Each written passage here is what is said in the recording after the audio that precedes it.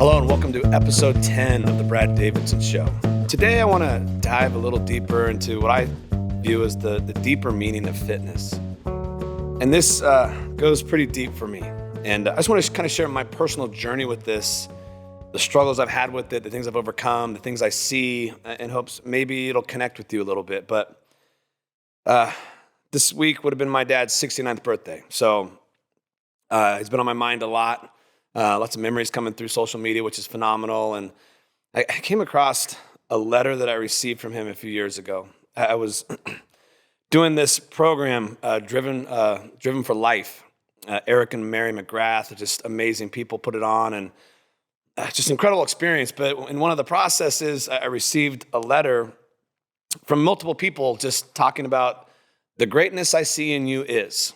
And then my dad was one of the people that sent one in and wrote this whole letter on the greatness he sees in me, and it was incredible to experience.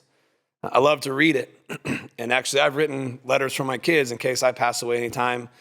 They will have that same experience that I got from him, and I know he would have never done it without the prompt from that organization, so I'm so thankful to them as well. But it's funny, in that letter, I made when I was younger, I'm very ambitious. I had very big goals, and I made this promise to him that I was going to do this one thing. I have no idea how I'm going to do it. Still don't quite know how I'm going to do it, but I told him that I was going to do this, and he brought it up in that letter, and he goes, I know if anybody can do it, it'll be you. And throughout the letter, he also said, and I thought this was incredible, that he had this much strength to say, there is one weakness I see in you. And that'll be the only weakness that'll hold you back, so I just pray that you'll have the strength to attack that weakness and overcome it. And that's between me and him. But it was that one thing where I was like, oh, hell no. Like, that's the scariest thing in the world. I don't know how I'd ever deal with that. And I didn't want to deal with it. I didn't want to face it, but I knew it was right. And it came up over and over in my life. And I went through 6 years of just pure hell, where my life was completely disintegrated. Everything was taken away from me. And then I was left with nothing but to face this thing. And what I had realized in that process is that I was afraid to be the true, authentic person that I am. And I was afraid to share that with the world because I didn't think it was enough. I didn't think it was worthy. And so everything I was doing in my life was building up around that, trying to create this facade of who I thought the world wanted me to be. I thought I had to look a certain way, act a certain way, be a certain way, to hit all these things. The society says, okay, now you're a man, now you're worthwhile. And I see a lot of people using this same strategy with fitness. They're not doing it for themselves. They're doing it to try to create this worthy look for the world, so they'll be loved, they'll be admired, they'll be worthwhile. And I had that. I still do. I'm still fighting it. But I was just thinking about my dad and this thing and this letter and fitness. Like, I'm in the fitness world. Like, how do I correlate these thoughts that I'm having to fitness? And I want to start with here is that, my dad had this muscle wasting disease, and he couldn't stop it. He couldn't control it. It just slowly over time took all his strength and muscle away. I'm pretty sure, I think it was about the last 5 years of his life. He was pretty much stuck in a wheelchair. He could really feed himself and lift a cup up, and that was pretty much it. It was pretty horrific to watch. And I grew up in a world, I just saw this post come through, the 10 most dangerous jobs in the world that have the most deaths per 100,000 people that do it. And 8 of the 10 jobs are the jobs that my dad and all my friends' dads had. So we grew up in a world of kind of manly men. Like, they did hard things, they did scary things, they never complained. I mean, shoot, my dad built the house we grew up in with his own 2 hands. Just manly men. And so watching him go from this really strong, self-driven, self-motivated, could take care of anything type of man to the point where he couldn't take care of anything was really hard to watch. And I know I shared with you in the past that he told me the one thing he wished he could do was have one more day to play basketball. But there was something else he shared with me. Damn, it's going to be tough. He said, I'm really afraid that my grandchildren aren't going to remember me because I can't get on the floor and play with them. Why the hell can't I just have enough strength to get on the floor to play with my grandkids? Like, I watch so many people take for granted their bodies. He goes, I would give anything to be able to go work out, to have some strength, just to get on the floor to play with my grandkids. And I'm so afraid they're not going to remember who I am because I can't do that. That one hit me hard. Because what I realized was that for the longest time, I was using fitness to change how I look, to try to find worthiness in the world. If I was just more muscular, if I was just lean, if I just looked better, my life would be better. And so my whole obsession was just that.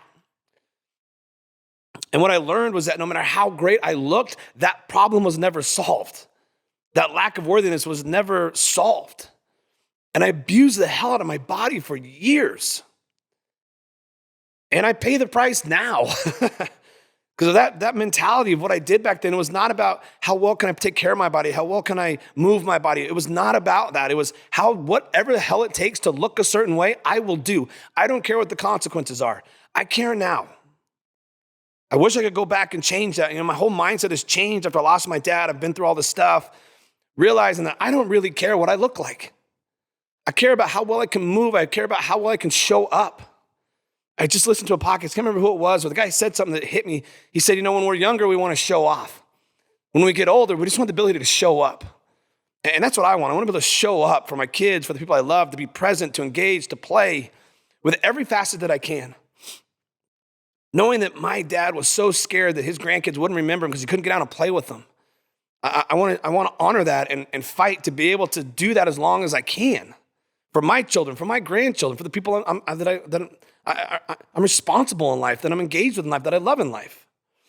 And I see so many people abusing the hell out of themselves to change how they look, thinking that if it were just to happen, if they could just get to that magical, whatever it is, that number, that body fat percentage, all of a sudden they'll be worthwhile. And I'm sorry, but it's a fleeting thing. And even knowing what I know, I still get wrapped up in my head with it sometimes.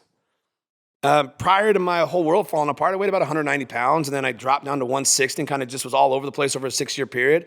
And I remember thinking if I could just get back to 190, everything would be great. And I don't know why. I don't know why I had that. I don't know why we have this magical number on the scale. If I just get to that weight, I didn't even know what I thought my life would be better at, but I thought, okay, then I know I'm in a better place. And I'm back there. And I caught myself looking in the mirror the other day. I started nitpicking myself. I'm like, holy hell, I got to the magical number, and here I am looking in the mirror, and I'm nitpicking myself. I started buying off on this whole idea of looks matter most. And reality is nobody gives a shit how I look. My kids don't care. The people in my life, they don't care. They care that I'm healthy. They care that I move well. They care that I show up. But my kids have never once said, oh, Dad, you're getting a little chunkier. Oh, Dad, your abs are ripped. To me, I just want people to understand that, look, I get taking care of ourselves is important. I get looking better will give us some confidence, but I don't believe, and I've never experienced anyone that has got to that certain magical point and their life was, I made it. What happens, what I see is people get this whole body dysmorphia. I got it, I have it too, and I don't know where it comes from, but it's just never enough. Someone told me the other day, said, it's like the day you start working out is the day you'll never be happy with how your body looks again. And I think that's pretty damn true because we're always in pursuit of something better. And so I also get now this day and age that social media is making it worse. All you see on social media are these perfect looking human bodies. Everyone has abs. And I looked into this too, and I found some crazy things. It is much easier to become a millionaire, and there are way more millionaires in this world than there are people who have six-pack abs. I think there's something like 15 million millionaires in the United States and 25,000 people or so that have abs, six-pack abs. It's super rare. Yet I watch people abuse themselves for a 90-day transformation and they get pissed off because they can't have abs. Now it's well, I just worked for the last 90 days. Why am I not a millionaire? What the hell is wrong with me? We don't think like that. It's much easier to become a millionaire to have abs, but we all think we should look like that. And so I get it, and I understand it, and I do it too. I want to look a certain way. I kind of have to because I'm trying to get people to buy off on fitness, and people say all the time, oh, I hire you because you look good, so I get it, and there's a point to it. But I want to have some grace on myself. I want to take that pressure off myself, and I'm working really hard to take that pressure off myself. And the more I've taken the pressure off myself, the more grace I've given myself for how I look. And I stopped doing all these crazy, obscene, high-stressed things, these extremes, this extreme training, these extreme diets. I've stopped doing all that. I'm training way less. I'm eating way less extreme. And my body, in all honesty, if I were to look back over the years, probably looks better than it ever has. And which is funny to me. It's because I just stopped putting that as the focus. My focus has just been around, I want to be able to show up every day at my son's football practice and be out on the field with my cleats on, running around, showing them. My daughter wants to go out and hit the volleyball around. I want to be able to go out and do it whenever she wants. I want to have great energy. That's what I want. And so I found a deeper meaning to that. And what I work on a lot with clients is this reality of there's all this science now. Science says this, and science says that, and science says this, and here's this new biohack, and here's that. And the true, honest truth, if you want to create change in how you look, how you feel, I don't care so much about science. It's all over the place. The greatest coaches out that I've met, that I've learned, have figured this out. It's about behavioral modification. For example, I caught myself drinking too much soda and too many energy drinks, and I know that's bad for me, and it was affecting me. And I would tell myself, I'm not doing it today. And then I'd go do it. God damn, what's wrong with me? The next day, I'm not doing it today. By the end of the day, I'd be doing it again. So I finally looked at my son. I said, hey, son, for the next 3 months, I am not going to have a soda and I'm not going to have an energy drink. If I do, I owe you $100. Are you down for that? He's like, yes. And then he says this. He goes, you know what, Dad? I'm going to do the same thing. I'm going to go 3 months without a soda just like you. I said, okay, well, what's the penalty if you do? He goes, I don't know, what should it be? I said, you're going to do my laundry for a month. He's like, I don't want to do that. I'm like, perfect. So we made it 3 months without doing it. Haven't had an energy drink since the day I made that bet with him because it was a behavioral modification. There was going to be some type of punishment. There were days I was in the 7-Eleven, about to open the door, having the contemplation of, I want an energy drink so bad right now. But is it worth $100 to give to my son and the glory and the pride he's going to have knowing he beat me? No, so I shut the door. My metabolic reset, I get a lot of flack about it because science says it's bullshit, like one person said. And you know what? Maybe scientifically it doesn't get supported very well. But you know what I did with that plan? I used the behaviors of high-performing people and I changed them.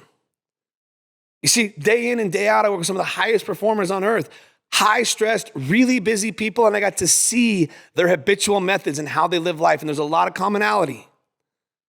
What I learned is I could be more strict to them early in the day. And if I could get them to buy off early in the day and make some changes early in the day when the willpower is stronger, I can loosen the noose at night and make it easier for them at night and then switch things out. For example, the most dangerous time is between bedtime or between dinner and bedtime. That's when most people will break. Their brain's looking for things to calm down, all the comfort foods, the ice cream, the cookies, the sugar. So what I did, simple for the example for that was I gave them a different option. Most people think carbs are bad for you. I don't believe that. Science does not validate that. I just read a study, a year-long study. They had two groups of people. One group was on low carb, one group was on low fat. After 1 year, they both ended up about the same results. But so many people think carbs are the devil because of science, but I figured out how to use carbs in a behavioral scenario with these high-stress people I was working with. I would just keep it low during the day and then give them a lot at night to help bring the stress hormones down. It was a behavioral modification. It's just, behavior creates so much of the change we're looking for. It doesn't have to be these extreme things. So if you want to be successful, I think you need to figure out, okay, what behaviors can I change? And then 2, what is the deeper purpose for my fitness? Because if it is about trying to make yourself worthy or to look a certain way to where people will love you or want to be with you or whatever it is, it's never going to come. And I promise you, the better you look, the more nitpicky you're going to get. That's what I've noticed. The better people begin to look, if it's just about that, the more nitpicky they get. I think it needs to be a deeper purpose. And think it needs to be about creating a better life. Take it from my father who lost the ability to use his body. And the fears he had around that, not being able to get on the floor to play with his children, and they weren't going to remember him after he died. Use your body for something bigger and better than just a certain look. Start loving your body for what it's capable of. Start empowering yourself by getting stronger. Start seeing your body as a purposeful unit that you can use to create a better life for you and the people that love being around you. One thing I learned from Driven for Life and their programs, and it's so funny because I was thinking about this as I was driving over here, and I had just read the letter from my dad, and Mary, one of the founders of Driven for Life, texted me and just sent me this amazing text message about something, and just like, it blew me out of the water. I'm like, it's funny how things work. But just totally lost my train of thought because I was trying not to break down and cry again. But look, I remember what it was. You're valuable. And just who you are as the authentic, real person that you are is the most valuable gift you have to give to the world. The facade that we create around who we think the world wants us to be, people see right through that. And I know facing that's really hard. But I challenge you, for the next 90 days, cut out all the things you're using to create that facade. It's the scariest thing you'll ever do, but it's the most powerful thing you'll ever do. Everything you're doing to create the facade of who you think the world wants you to be, cut it out. Stop drinking. Stop partying. Stop going out. Stop exercising so much because you think if you look better, people are going to feel you're more valuable. Cut back on that. We all know what we're doing to create that facade. And it took me losing everything and getting to the point where I had nothing else to do but to face it, because that was it. I mean, everything was gone. Everything I used to label myself as something was gone. I had no other choice but to face it. But don't take 6 years like I did to face it. Don't run from it. Don't hide from it. Just all it takes is 90 days, I promise you. I finally did it after years. It just separated myself from the world and took 90 days and cut it all out. And got to a point where I was super comfortable. And here's the thing I noticed about me. I knew when I was most comfortable, I could sit in a room by myself with no TV on, no music going, zero distractions, and actually love being in that environment. Last story I'll share to wrap this up. I was driving with my daughter, and I typically now drive with no music on, nothing playing. It's just silence. And she had her headphones on when I was taking her to volleyball, and she takes them off. She goes, "Dad, what's wrong with you?" I'm like, "What are you talking about?" She goes, "You're sitting here in silence. Like, put some music on or something." I was like, "Honey, I'm going to be honest. I'm really proud of myself that I can sit here in complete silence and be comfortable." She's like, "What are you talking about?" I said, "Honey, I went through some tough times, and you know it, and you saw it, and I didn't want to be with my thoughts. And so I would use things like music or podcasts or anything to distract my thoughts." But I worked really, really hard to get to this place where I can sit here in silence. And I enjoy it now. And there's so much peace for me in that now. And the need to get approval from people is gone. And thank God, right? Because when you start putting it out there in a scenario like a podcast or TV, like a YouTube show or anything like that, like, you're going to attract some nastiness. And now I can look at it and just appreciate it. Because I know who I am. I know what I'm about. I don't really care what anyone else thinks about me now. 6 years ago, I would have. 6 years ago, if someone would say something nasty about me, I would lose it, want to fight, want to argue, because it was an at-risk thing.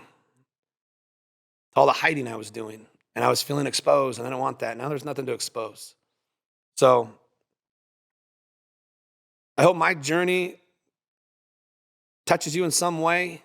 My experiences, I don't know where you are. I'm just kind of sharing my journey, what I've seen. I know we're all very different, experiencing different things, but there's two things I can leave you with. One, you're valuable. The true, authentic you, underneath all the stuff you're hiding from, is incredibly valuable to this world. And those closest to you see it, love it, and know it. And it's so amazing what people see in you is very different than what we see in ourselves. So just ask people. Or if you're someone and there's people around you really care about, write them that letter, the greatness I see in you is, and just put it out there and see how it impacts them. And two, your body is one of the greatest gifts you have. It doesn't hate you. I know so many people think because of how it looks, it hates you. But in reality, if you don't like how it looks, it's protecting you. Our body's amazing at protecting itself from us and our habits and the way we live. If you don't like how your body looks, don't force it to change. Fix the things you're doing that are making it protect itself from you. Cherish your body. Stop hating it. It's a phenomenal gift. And get selfish. The most unselfish thing you can do is to selfishly take care of yourself. One last thing I forgot to share is that I have seen, and I've done this as well, I would begin to feel like I was being selfish because I would try to find time to take care of myself. I got to take care of my kids. I got to take care of my clients. I got to do all these things. This is so selfish of me to want to take a break and go take care of myself. And that doesn't work out well either. The most unselfish thing you can do is to selfishly take care of yourself. No one else is going to do it for you.